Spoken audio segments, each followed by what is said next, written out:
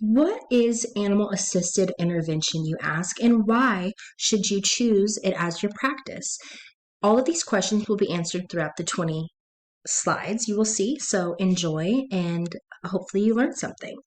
Animal-assisted intervention is an umbrella term used to describe the utilization of various species of animals in diverse manners that are beneficial to humans. This could be active or passive interactions with animals and is great for psychological, physical, and emotional needs, particularly for populations with special needs. Types of animal-assisted interventions. We have animal-assisted activity, animal-assisted education, animal-assisted therapy, animal-assisted intervention, and animal-assisted counseling. These are all forms of animal-assisted interventions that are either extremely directed, organized, and are conducted by a licensed professional, or they are conducted by an animal handler or a volunteer, and they're more simple interactions. Benefits of animal-assisted interventions.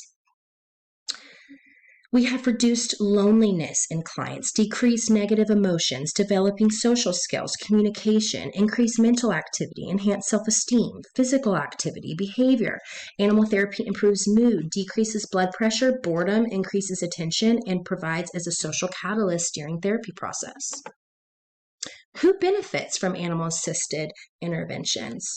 Anybody who is struggling with anxiety, depression, attention deficit hyperactivity disorder like ADHD, autism, dementia, and PTSD. Everybody who is experiencing these things can greatly benefit from animal-assisted interventions. Now, we have 3 different animal-assisted categories, starting off with implicit. This involves passive and indirect participation, so we will be observing, being in the presence of animals.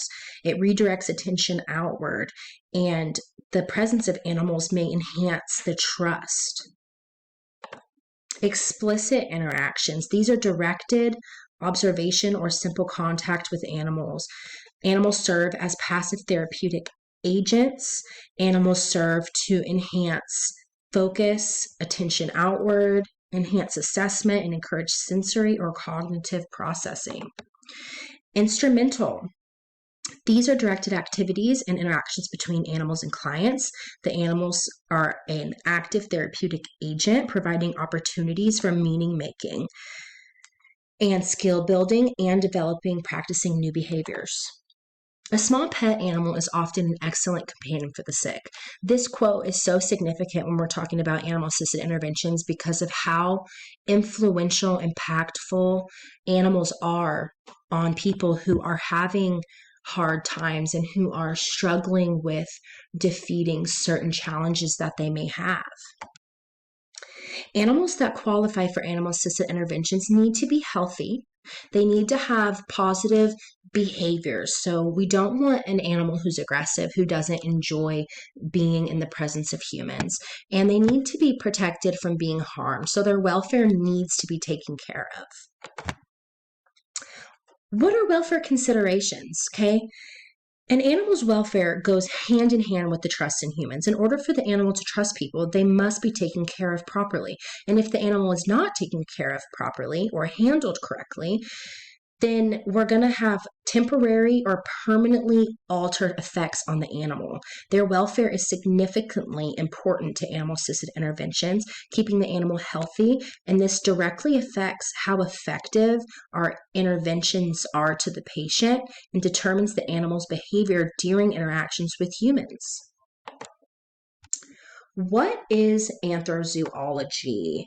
This is an interspecies bonding. It allows the animal to trust the human and build an emotional connection, which is significant in providing beneficial animal-assisted interventions. The animal involved needs to be bonded to the handler outside of the interventions in order to provide successful and safe interactions. Choosing a species for animal-assisted intervention. Social animals that enjoy human contact are appropriate for human-animal interactions and are most beneficial for animal-assisted interventions. So for social behavior, they need to consent and enjoy being in human presence, they need to be trainable. Do they take commands? Are they trained for the environments and the role that they're playing in these interventions? And for schedule, are they nocturnal? That would not be suitable for typical therapeutic programs. Understanding animal behavior. So the handler needs to be very inclined on animal behavior in order to prevent unsafe handling and unsafe interactions. I'm using rabbits' behavior as an example. So if we see a rabbit flick off their feet in an interaction, they are not enjoying it. If they're purring, they're happy, they're relaxed. If they're flopped, they're very comfortable, very happy. If they're flattened, they're feeling unsure, anxious, unsafe. If the animal is experiencing negative behaviors, they should be removed. Learning theory has evolved so much throughout the times. Animals involved in interactions with people with the purpose of reaching therapeutic goals were initially only viewed as utilization tools for people. Now, after further research and experience, animals are not referred to as tools, but rather an enhancer for therapy. Since animal-assisted intervention is solely used to benefit humans, it is crucial that animals' welfare is prioritized. Animal consent is taken into consideration now and plays a huge role in animal-assisted interventions. Now, handlers use operant and classical conditioning to train and reward animals. Trainings begin to shift to positive behavioral procedures rather than negative, forceful procedures. Utilizing operant and classical conditioning provides many benefits like improving safety measures, reducing animal stress, increasing choice and control, and providing mental stimulation. What is anthropomorphism, objectification, and instrumentalism, and how does this affect animals and animal-assisted intervention? Anthropomorphism is the act of attributing human characteristics, intentions, motivations, and emotions to a non-human animal. So this can positively increase funding to animals and create awareness, draw people into animals more, but it also has a lot of negative welfare concerns and health concerns for the animal. Objectification. This is denying characteristics the animal is no longer ethically considered. This can lead to mistreating the animal, not prioritizing if they're in a safe environment, interaction. Are they getting what they need? Instrumentalism. Animals are used as tools for human benefit. Now, as this could be beneficial like a service animal, it could also be negative if we're denying their needs.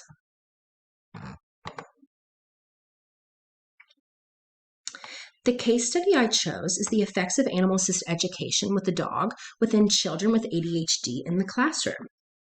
This case study evaluated 2 children with ADHD incorporating canines into a private school environment for the duration of 1 year.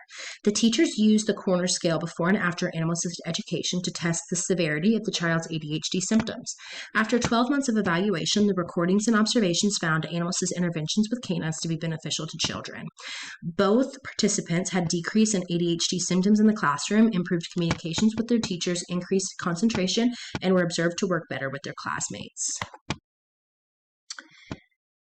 How does the case study affect animal-assisted approaches? So this case study positively affects approaches because it is proving that with the involvement of an animal in education system, that we have tons of beneficial forms of treatment to reduce ADHD symptoms. With more research and case studies conducted, I can only imagine the amazing findings and beneficial treatment techniques that will be brought to light. Why choose to integrate animal-assisted intervention into your work? This is going to increase the bond and trust between the client and the therapist, and it also is going to give more benefits to the client because they're actively participating. So overall, the client, the animal, and the facilitator are all going to have an improved and increased positive experience. Animal-assisted education in school settings. Children are so influential, and sometimes they are very sensitive to their surroundings. So animals improves their motivation, It increases their attention. It increases their trust with their student, the other fellow students, and their teacher. And it also is going to overall improve their experience with school. They're going to want to come. Future of animal-assisted interventions. More research and case studies need to be conducted to prove the efficiency, welfare considerations of animals, different species, and therapeutic benefits of animal-assisted interventions. This will help the widespread knowledge of animal-assisted interventions and increase the use of animal-assisted interventions in therapeutic, educational, prisons, nursing homes, and hospital settings. Increased research will help ensure the animals and the people are not being harmed and receive the most beneficial interactions possible. Conclusion. Animal-assisted interventions are not only beneficial to people of different age groups and people with different mental, physical, and emotional challenges, but also to therapists, educators, caretakers, and facilitators. Animal-assisted interactions and interventions improves motivation, attention, confidence, and increases participation during interventions and teachings and creates a positive relationship and safe space with their clients. I really hope that you consider animal-assisted interventions in your practices, and I hope you enjoy the benefits if you do.